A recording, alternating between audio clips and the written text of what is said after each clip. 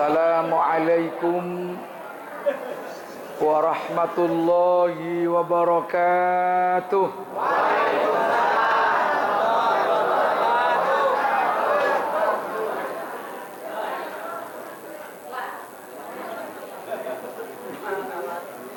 Alhamdulillahilladzi istaba min safwati ibadihi sabatal haqqi wa ahlas sunnah.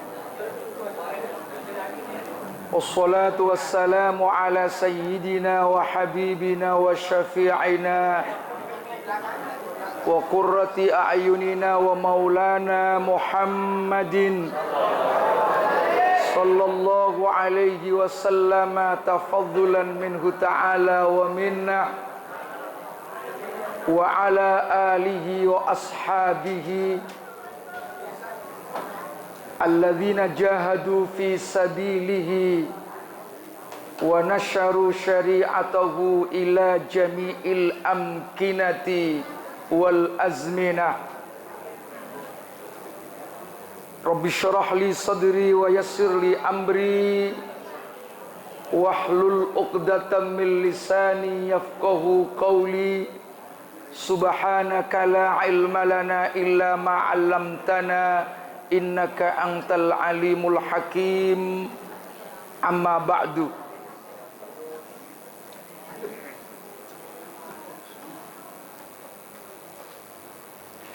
Hadratul muhtaramin, para alim, para kiai, wabil khusus al-mukarram Bapak Kiai Haji Farah Furqan Muqarrabin Yusuf, kakak beliau Kiai Zulfaini, sahabat mukhalid, sahabat karib saya. Dulu ketika beliau menjadi ketua umum MUI Jakarta Utara, saya menjadi sekretaris umum MUI DKI Jakarta. Setelah itu beliau menjadi sekretaris umum menggantikan saya. Alhamdulillah, Allah memberikan kelebihan-kelebihan kepada beliau yang saya dengan beliau punya nasab yang sama, sama-sama pengurus MUI, cuma nasibnya saja yang beda. Beliau sekarang atasan saya sebagai waketum pengurus besar Nahdlatul Ulama. Jadi beliau muter-muter kemana-mana, saya tetap di Jakarta. Yang kami hormati Al-Mukarram Bapak Ki Haji Abdul Hamid Al-Hafidh, Al-Mukarram Ki Haji Basroin, Ketua Majelis Taklim Ukhuwah Islamiyah. Yang kami hormati Ustadz Haji Ahmad Munji, Ketua DKM Masjid Miftahus Salam. Yang kami hormati, kami banggakan Al-Mukarram Bapak Kiai Haji Misjan, Al-Mukarram Bapak Kiai Haji Muhammad Ja'far, juga Al-Mukarram Al-Habib Abdurrahman Al-Habsyi. Yang kami hormati ini yang sering mendampingi saya, Ustadz Daniel Abadi. Mudah-mudahan tetap abadi. Para pengurus Majelis Ta'lim Ukhuwah Islamiyah dari beberapa kelurahan dan beberapa masjid, ibu-ibu, bapak-bapak, hadirin hadirat yang kami hormati, para pejabat pemerintah, Pak Lurah, Pak RW. Halo Pak RW. Pak RT, ada Pak RT? Dari unsur kepolisian yang kami hormati, hadirin hadirat, kaum muslimin wal muslimat yang semuanya insya Allah dimuliakan Allah Subhanahu wa ta'ala. Hari ini alhamdulillah saya bisa bersilaturahim dengan orang-orang soleh. Kalau lihat potongannya, semua potongan orang soleh. Tapi itu baru potongan doang, Pak. Halo ibu-ibu, halo. Apalagi ibu-ibu, itu pasti solehah. Aminnya paling kenceng ibu-ibu.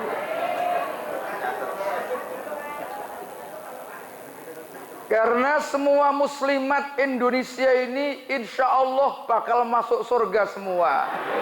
Lebih kencang lagi. Kenapa muslimat Indonesia ini masuk surga semua? Karena punya sifat nerimo. Walaupun kadang-kadang dibohongin bapak-bapak ini. Betul nggak, Bu? Coba dengerin, Pak. Bu, nerimo apa enggak, Bu? Dengar-dengar minyak goreng naik, betul, Bu? Beras naik, betul enggak, Bu? Uang bulanan naik apa enggak? Dengerin itu, Pak.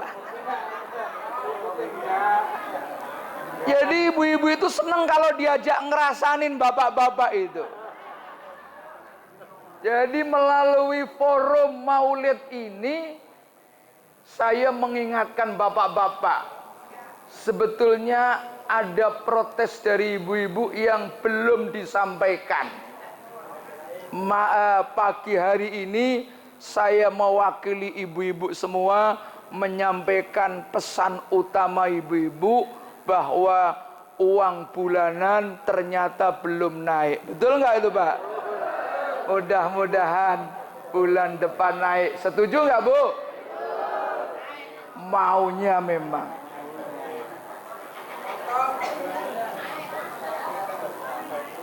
Saya mau cerita sedikit, bapak-bapak, ini rahasia, jangan ngomong-ngomong, Pak, ya. Pak, saya pernah tugas mengawasi Kementerian Agama bidang penyelenggaraan ibadah haji selama 6 tahun dulu, bolak-balik Mekah, Madinah. Satu saat saya tanya kepada supir taksi, saya tanya tentang urusan politik. Supir taksi nggak mau jawab. Kalau orang Jakarta kayaknya nggak masuk surga, seakan-akan nggak masuk surga kalau nggak ngomongin politik. Sampai di masjid juga ngomongin politik. Karena nggak mau saya ajak ngomong tentang perempuan, ternyata senang sekali, Pak. Hampir sama dengan laki-laki Tanjung Priok. Kalau diajak ngomong perempuan senang apa enggak, Pak? Saya tanya kepada orang itu, Pak, kalau di Saudi mas kawin yang paling kecil berapa?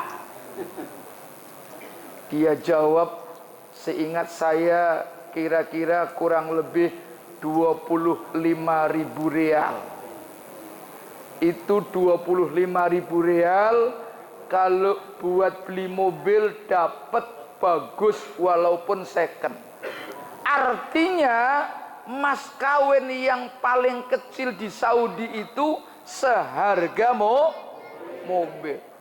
Cuman itu aja, Pak? Enggak, katanya harus menyediakan rumah dan isi-isinya. Wah, ini yang repot. Supir taksi nanya balik ke saya, "Bapak orang mana sih nanya begini?" "Saya orang Indonesia." "Indonesianya mana?" "Jakarta."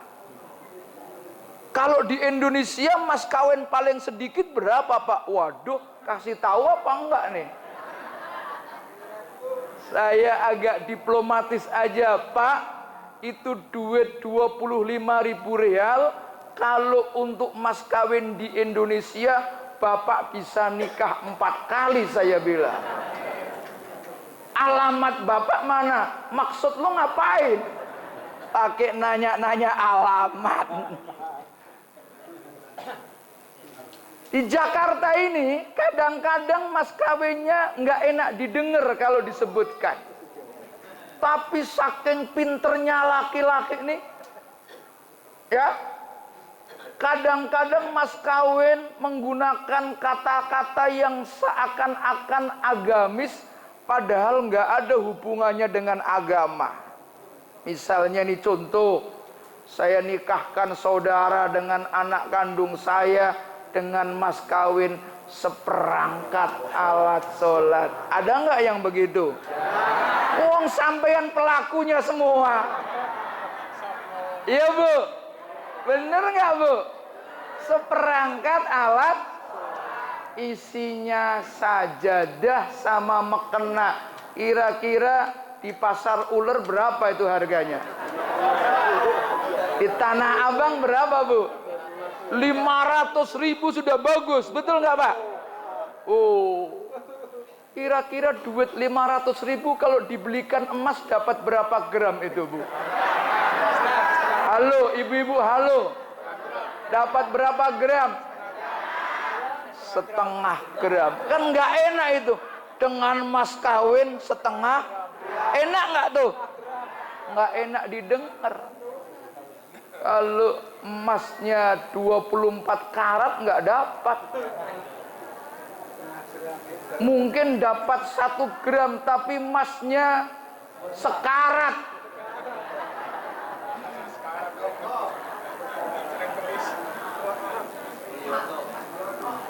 Tapi ya alhamdulillah, walaupun mas kawinnya seperangkat alat sholat, alhamdulillah ibu-ibu nerima. Tuh saking baiknya ibu-ibu. Untung ada kalimat seperangkat alat sholat. Kalau nggak ada kata seperangkat alat sholat, jangan-jangan ini masih belum kawin semua ini. Bu, saya mau tanya Bu ya, kira-kira dulu waktu ibu-ibu nikah itu sudah disediain rumah apa belum Bu? Boro-boro. Model kayak begini, nikah cuman modal kolor doang. Iya Pak, kadang-kadang sengaja nyari calon istri orang Betawi. Karena ini pendatang kebanyakan, betul Pak?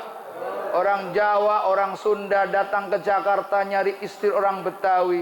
Biar betul-betul NU katanya. NU maksudnya nunut urip. Syukur-syukur punya kontrakan banyak. Alhamdulillah. Nah yang jawab alhamdulillah kenceng itu pengalaman tuh. Makanya saya sampaikan tadi insya Allah itu muslimat ibu-ibu bakal masuk karena walaupun dibohongin bapak-bapak. Nah para hadirin yang dimuliakan Allah, limadza ihtafalal muslimuna bi dzikra maulidin nabi sallallahu alaihi wasallam? Kenapa orang-orang Islam, tidak hanya orang Muslim di Indonesia, tapi hampir seluruh dunia rata-rata merayakan Maulid Nabi besar Muhammad? Kenapa Pak? Jawabannya adalah pertama, li'anna Nabiyya sallallahu alaihi wasallam ihtafala maulidahu wa kana yu'azzimu yauma maulidihi. Karena Nabi Muhammad sallallahu alaihi wasallam memperingati hari kelahirannya, Nabi Muhammad sallallahu alaihi wasallam mengagungkan hari kelahiran dengan apa?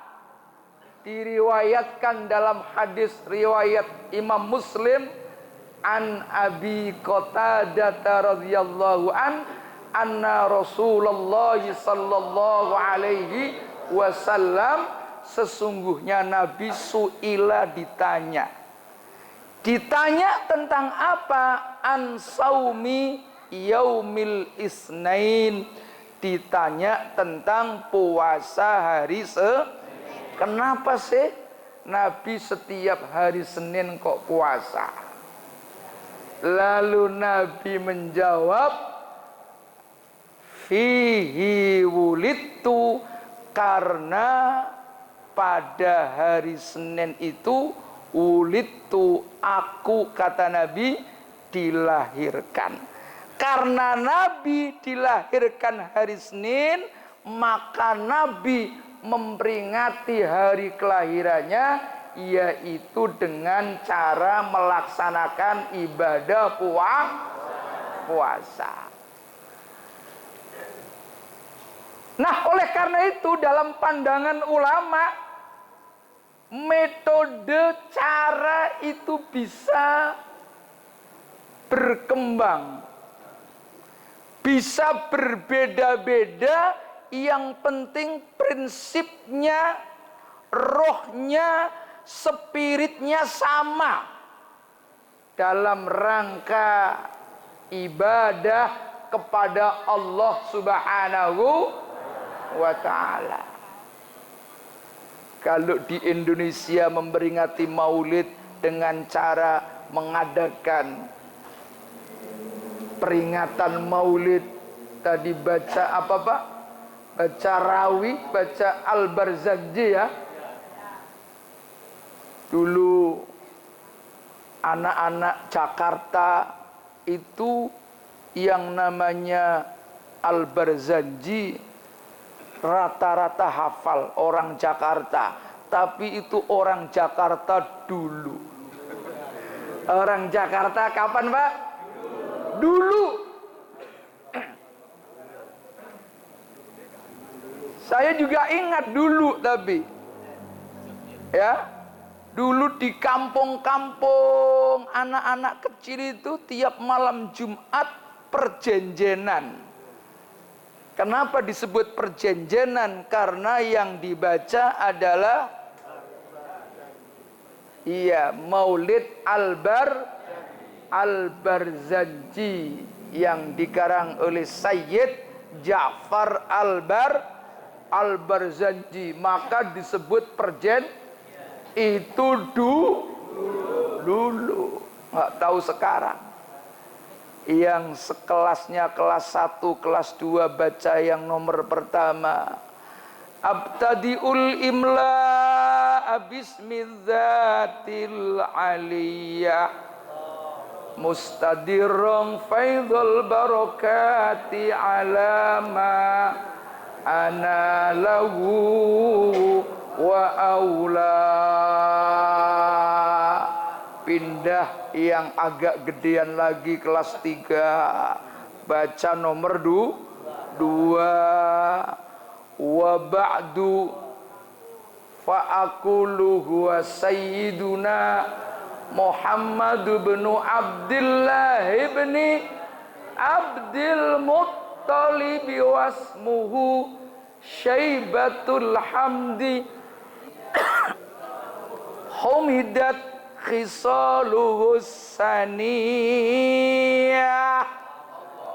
Itu kelas 3 dan 4. Lalu nomor 3 dibaca kelas nomor 3 apa ya? Saya juga lupa ini. Walamma nomor 4 itu Ustaz. walamma tamma. Nomor 3 apa? Walamma aradallahu ta'ala ibraza haqiqatil Muhammadiyah. Kelas 6 baca walamma tamma min hamlihi ala syahrani ala masyhuril aqwalil marwiyah. Begitu yang paling gede baca yang terakhir. Wa kana sallallahu alaihi wasallam syadidal haya'i wat tawadhu. Baru ustadznya baca doa Allahumma ya basital yadaini bil atiyah. Tapi ini anak dulu. Anak kapan, Bu? Dulu. Kalau anak sekarang malam Jumat ngapain, Pak? Main gadget. Tahu gadget, Pak? Iya. Yang baca Quran Yasinan cuman nenek-nenek. Halo, Nek. Halo. Yasin wal Qur'anil Hakim. Anak-anak cucu-cucunya pada main kemana? Innaka laminal mursalin ala siratim. Kata cucunya, Nek, sinetron udah mulai, Nek. Sodaqallahul. Ada nggak nenek-nenek begitu? Mana orangnya, Bu?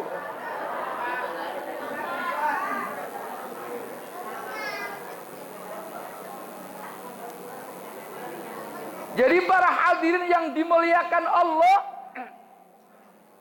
kita memperingati Maulid dengan metode cara disesuaikan dengan kondisi kekinian. Boleh berkembang dengan catatan tidak melanggar aturan agama, dengan catatan tidak untuk kemaksiatan, apalagi dalam rangka ukhuwah Islam. Maka jamaah subuh gabungan ini disebut jamaah ukhuwah. Ada yang sebagian dari NU, ada nggak? Pasti orang Betawi rata-rata NU. Al-Batawiyuna kulluhum nahdhiyun illa man aba, katanya. Jadi orang Betawi itu rata-rata NU kecuali yang nggak mau. Tapi walaupun tidak mau NU, prinsipnya tetap melaksanakan ajaran faham Islam ahli sunnah wal jamaah. Yang penting kita ini harus menjaga ukhuwah, persaudaraan. Innamal mu'minuna ikhwah fa aslihu baina akhawaikum. Innamal mu'minuna, sesungguhnya orang-orang mukmin adalah ikhwatun, saudara. Fa aslihu baina akhawaikum, maka berbuat islahlah. Makna islah ini secara umum mempunyai dua makna besar. Yang pertama, islah itu maknanya damaikanlah. Karena bisa jadi orang saudara itu ada potensi ribut, Pak. Ada nggak keluarga kakak beradik ribut? Ribut gara-gara sama-sama nyalon anggota DPRD. Sama-sama nggak jadi. Ada nggak yang begitu? Mana orangnya Pak? Gak ada. Kadang-kadang kakak beradik saja potensinya ribut itu ada. Jangankan dengan saudara yang tiap hari satu rumah, satu kamar dengan istri. Pernah nggak bapak-bapak ribut sama bini Pak? Kalau ada yang bilang kagak pernah, insya Allah bohong itu. Pernah nggak ribut sama istri Pak? Nah itu yang benar, jujur itu sering. Ya Bu? Yang namanya perempuan, ya ribut ngomelin suami, insya Allah mendatangkan pahala. Asal bapak-bapaknya sabar. Jadi ada ibadah yang tidak perlu biaya banyak Pak. Apa itu? Diomelin bini tapi sabar. Biaya apa enggak Pak? Enggak pakai biaya. Sama dengan bapak-bapak punya duit banyak, ngajak ke mall istrinya, menyenangkan istrinya juga dapat pahala, tapi modalnya besar ke mall. Dapat pahala modal. Ada pahalanya suami yang tidak pakai modal, yaitu dimarahin Jadi bersyukurlah bapak-bapak kalau istrinya ngomelin bapak-bapak. Alhamdulillah. Nah ketahuan itu. Tiap hari diomelin. Kadang-kadang seseorang itu untuk meningkatkan grade keimanannya, bahkan meningkatkan seseorang itu bisa menjadi wali kekasih Allah, itu salah satu langkah makom yang harus dilampaui adalah sabar ketika diomelin istri. Ini rahasia, jangan ngomong-ngomong Pak ya. Kata Al-Imam Abu Hamid Muhammad bin Muhammad Al-Ghazali, yang kita sering kenal dengan Imam Ghazali dalam kitab Ihya, beliau mengatakan as-sabru ala lisanin nisa'i mimma yumtahanu bihil aulia. Salah satu hal seseorang itu bisa menjadi wali atau bagian daripada ujiannya para wali adalah sabar atas omelan Jadi kalau bapak-bapak diomelin bini, berarti bapak-bapak ada tanda-tanda jadi wali. Amin katanya. Ya minimal wali murid. Ya Bu. Dapat dukungan lagi, alhamdulillah. Kata ibu-ibu, tahu aja Pak Ustadz, kalau kita ini suka ngomelin suami.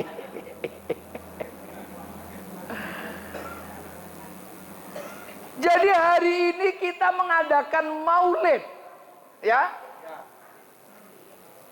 dengan cara berkumpul, baca rawi, baca Al-Quran, mendengarkan pengajian. Ini termasuk yang diajarkan oleh para ulama-ulama kita.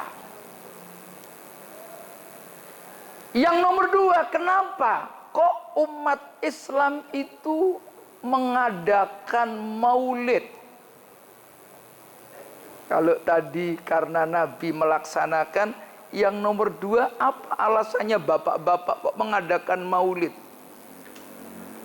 Li'annana atau li'annal muslimin, karena sesungguhnya orang-orang Islam itu yuhibbunahu hubban azima, karena kita ini mencintai Nabi dengan cinta yang agung.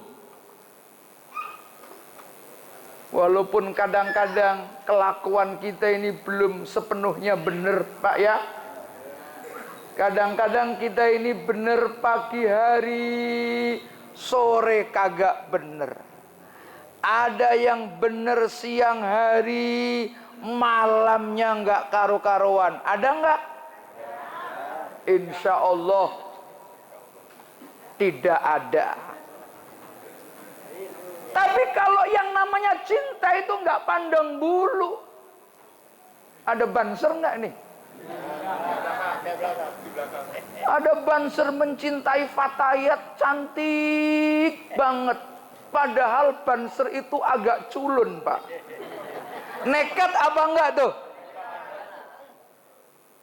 Memang sih punya HP-nya 2, tapi pulsanya nggak ada. Tahu aja. Gaya rokokan, padahal belinya eceran, Mbak. Tapi yang namanya cinta nggak mengenal itu, ya. Mau kita ini taat maupun setengah taat, mungkin ahli maksiat, punya hak yang sama untuk mencintai junjungan kita Nabi besar Muhammad sallallahu alaihi wasallam. Apakah kita ini betul-betul mencintai Nabi? Itu harus ada bukti. Kalau sekarang menjelang pilkada itu atau rame-ramenya sekarang, survei membuktikan. Disurvei dulu ini benar-benar cinta apa tidak. Kalau kita diajari oleh kiai-kiai kita, taklim di masjid kita ini, dari mulai kitab yang kecil menengah ke atas, ada kitab Nasaihul Ibad, disebutkan sidqul mahabbah ala salasi khisalin. Kebenaran cinta itu dibuktikan dengan 3 hal. Bu, kira-kira cinta sama suami apa enggak, Bu?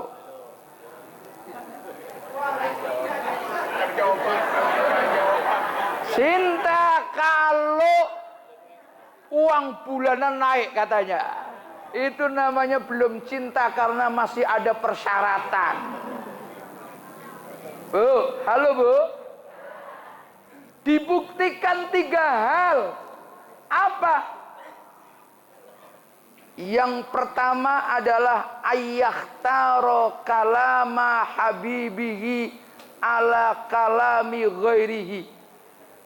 Lebih memilih ucapan omongan orang yang kita cintai daripada ucapan orang lain. Kira-kira kalau suami sedang ngomong didengerin apa enggak, Bu? Halo? Bu, ini suami sedang ngomong didengerin apa enggak? Alhamdulillah didengerin, tapi itu dulu. Kapan, Pak? Dulu. Kapan, Bu? Waktu masih muda pertama kali nikah, ya awal-awal nikah, suami ngomong didengerin, betul enggak? Iya, tapi itu dulu. Begitu sudah punya anak 2, suami ngomong didengerin apa enggak? Ya kadang-kadang didengerin, kadang-kadang enggak. Begitu anaknya 5, suami ngomong didengerin apa enggak? Ngomong no sama ember.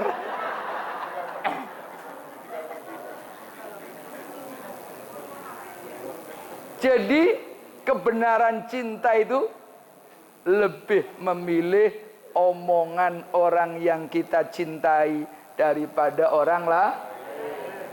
Lebih memilih mendengarkan Al-Quran, sholawatan daripada apa, Bu? Sekarang ini banyak TikTok. Apa aja ada. Apa tuh yang biasa kita dengarkan kalau ada pernikahan itu, pesta? Lagu apa tuh, Pak? Goyang dompet. Jadi kalau kita ini mencintai Nabi kita Muhammad sallallahu alaihi wasallam, lebih senang mendengarkan sholawat Nabi. Tadi hadroh, mana hadroh ya? Pulang apa ya? Waduh. Bu, coba hafal apa enggak nih ibu-ibu, kan yang paling rajin majelis taklim. Kalau bapak-bapak ngaji seminggu sekali, ibu-ibu tiap hari ada, Pak. Walaupun kadang-kadang seragamnya belum lunas.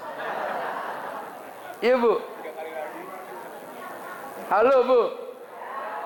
Raqat aina ya syauqan walitaibata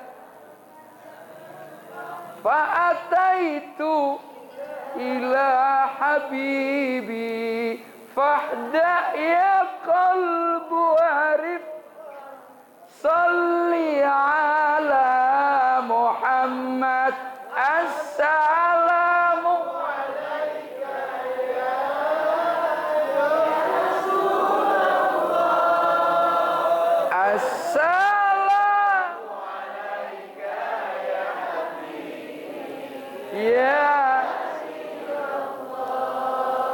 assalamu alaika ya Rasul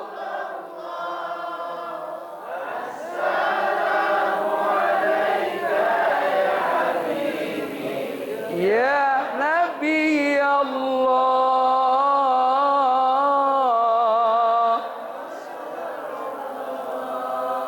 Ini yang pertama, ini nanti kita lanjutkan yang lain. Siap, Bu? Kebenaran cinta yang nomor 2 dibuktikan apa? Ayyakhtara mujalasata habibihi ala mujalasati ghairihi. Lebih memilih duduk bareng dengan orang yang kita cintai daripada duduk bareng dengan orang lain. Bu, kalau di rumah suka duduk-duduk bareng dengan suami yang lama, suka enggak, Bu? Suka katanya, tapi itu dulu. Sekarang suami makan ditemenin apa kagak, Pak? Loh, gantian. Pak, ini bener saya tanya, Pak. Survei membuktikan, Pak. Kira-kira kalau Bapak sedang makan tuh, didampingi istri apa enggak, Pak? Satu-satu, Bu.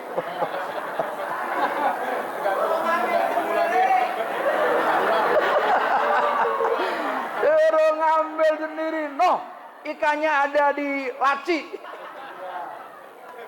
Ada nggak yang begitu, Pak? Mana orangnya, Pak? Aduh, goreng sendiri. Ini pengalaman ini. Kalau kita mencintai Nabi kita Muhammad sallallahu alaihi wasallam, lebih memilih duduk-duduk bersama dalam rangka memperingati maulid Nabi besar Muhammad sallallahu alaihi wasallam. Insyaallah dengan duduk-duduk kita ini bersama orang-orang baik-baik, dosa kita semua diampuni oleh Allah. Mudah-mudahan rezeki kita diluaskan oleh Allah. Yang nomor 3, ayyahtaro ridho habibihi ala ridho ghairihi. Memilih ridhonya orang yang kita cintai daripada ridhonya orang lain. Saya tanya lagi ibu-ibu, kira-kira milih ridhonya suami apa enggak, Bu? Bu, mati nih. Ini mati ya? Sabotase ibu-ibu ini.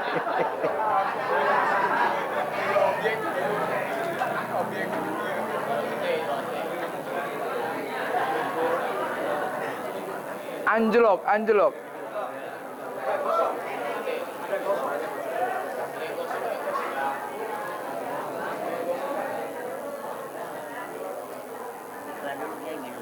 Oh iya bener.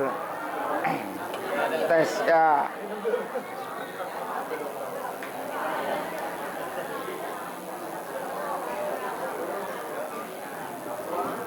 Halo. Halo, Bu. Jadi memilih ridhonya kira-kira kalau uang bulanan nggak naik, ridho apa enggak, Bu? Saya tanya sekali lagi biar bapak-bapak dengerin. Kira-kira kalau bulanannya nggak naik, ibu-ibu ridho apa enggak? Alhamdulillah. Jadi walaupun nggak naik, ibu-ibu ridho ya ridho. Tapi tuduh.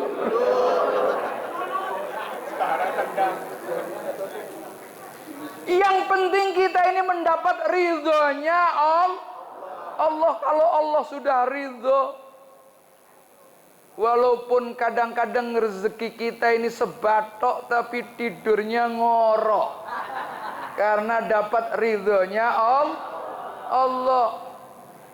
Mungkin secara materi biasa-biasa, tapi karena dapat ridhonya Allah, hidup ini semuanya enak, bahagia.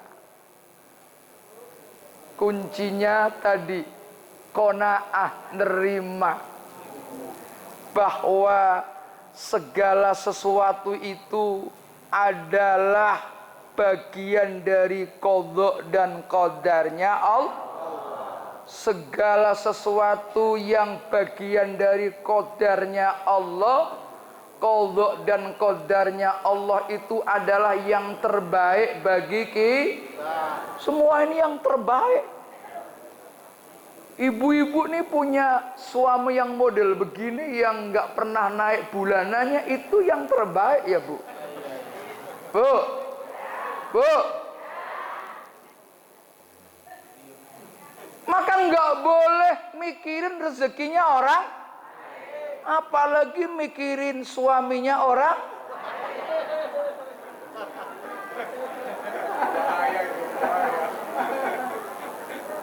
Bapak-bapak juga iya.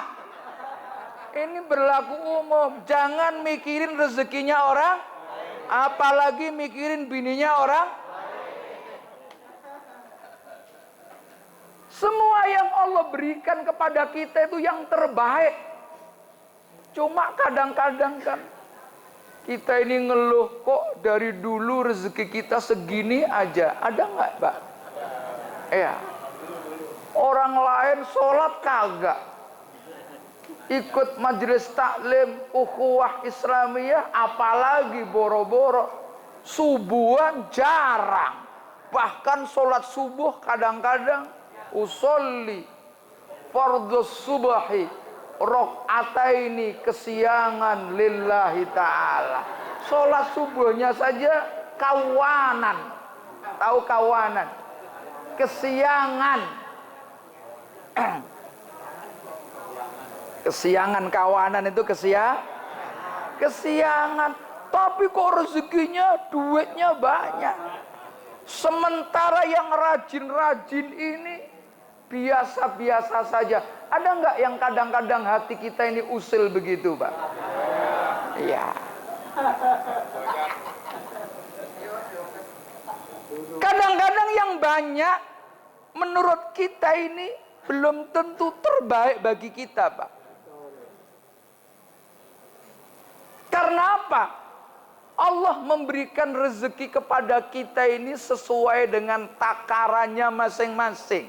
Maka kata qadar, qadar itu salah satu maknanya dari sekian banyak makna adalah ukuran atau takaran. Maka menjadi bahasa Indonesia kata serapan namanya. Ini kadarnya berapa? Bu, pernah diajak bapak-bapak suami diajak ke toko emas apa enggak, Bu?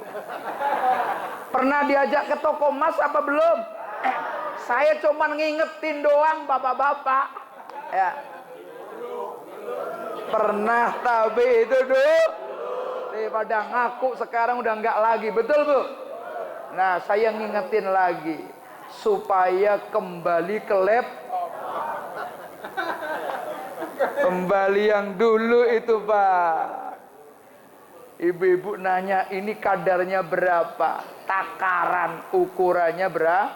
Karena Allah memberikan rezeki itu sesuai dengan takarannya masing-masing, Pak. Ada kawan kepingin pulang kampung itu naik Alphard, padahal takarannya naik Avanza. Kalau naik Avanza itu memang takarannya. Pinginnya kalau pulang kampung naik Alphard. Kebetulan ada atasannya minjemin mobil Alphard. Begitu lebaran dipinjemin mobil Alphard, sampai kampung nggak bisa balik ke Jakarta, Pak. Kenapa nggak balik ke Jakarta? Karena duitnya yang buat beli bensin memang ukurannya Avanza. 500.000 udah nyampe sana, Pekalongan, Batang, ya, Pemalang, cukup. Tapi begitu pakai Alphard 2 juta sampai kampung. Itu bukan takarannya. Enak apa enggak? Di Tanah Abang, ini contoh lagi di Tanah Abang, Pak. Ada Pak Haji kebun kacang, Tanah Abang. Dapat gusuran. Dekat Jalan Tamrin itu, waktu itu 1 meter harganya 50 juta. Dia punya tanah 1000 meter, Pak. Coba berapa duit itu? 1000 kali 50 juta. Kalau bahasa kampung saya saking banyaknya itu duit. Itu Pak Haji seumur hidupnya nggak pernah beliin sepatu istri, Pak.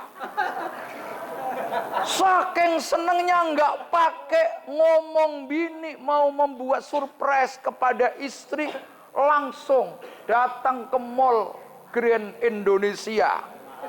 Itu harganya mahal-mahal. Harga baju itu, baju tidur itu ada yang harganya 15 juta. Baju tidur. Kalau ibu-ibu baju tidur, daster, ya, Bu. Nah, ini Pak Haji saking senangnya langsung nanya kepada yang penjaga toko, mana sepatu yang paling mahal? Wah, keren itu. Tanyanya sok-sokan sedikit. Nanyanya mana sepatu yang paling mahal. Ngeri lah. Nanya kok mana restoran yang paling mahal itu kan. Kan keren itu kan. Akhirnya ditunjukkan nih harganya 50 juta, Pak. Enggak pakai nawar. Kata Pak Haji cuman 1 meter. 50 juta cuman 1. Ternyata Pak Haji itu nggak tahu berapa sih ukuran sepatu bininya, Pak. Kira-kira berapa ya? Dia main beli aja. Ukurannya itu sepatu istrinya 36. Dia nggak ngerti, dia beli ukuran 39. Dia beli 50 juta, bawa ke rumah, disuruh coba. ternyata kegedean. Apa kata cucunya? Ini sepatu buat boncengan juga bisa. Dipakai nggak enak walaupun harganya 50 juta. Kenapa nggak enak? Karena ukurannya tidak pas, tidak cocok, tidak sesuai dengan ukuran dan takaran. Jadi bapak-bapak, ibu-ibu nggak usah mikirin rezekinya orang lain yang seakan-akan dianggap banyak, karena itu bukan ukurannya bapak-bapak. Jadi yang Allah berikan itu yang terbaik, maka kita harus ridho bahwa pemberian Allah adalah yang terbaik. Kalau sudah ridho sama suami aja ini insya Allah. Halo Bu, halo Bu. Kalau ini suami sudah ridho Bu, ibu-ibu mau ke Tanah Abang baru ngomong, Bang, minggu depan Bang mau ke Tanah Abang. Biasanya kalau ke Tanah Abang ngapain Bu? Belanja. Enggak usah disebutin karena ridho. Suaminya sudah ridho langsung. Nih enggak usah banyak-banyak, 25 juta aja. Alhamdulillah. Namanya sudah ridho.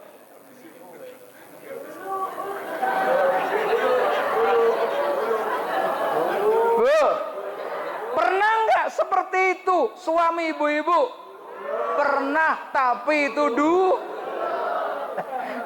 gantian loh Pak. Kata ibu-ibu, kapan ada kesempatan saya balas?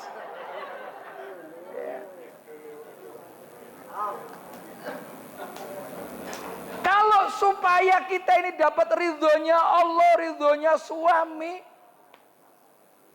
syaratnya yang pertama, kalau punya salah cepet-cepet minta maaf. Wow, walaupun kadang-kadang nggak salah beneran. Suami juga begitu, kalau bisa minta maaf duluan. Bukan berarti kalah, tapi ngalah. Minta maaf aja nggak apa-apa. Tak maaf. Apalagi kalau kita punya kesalahan dengan Allah, segera minta maaf. Minta maaf.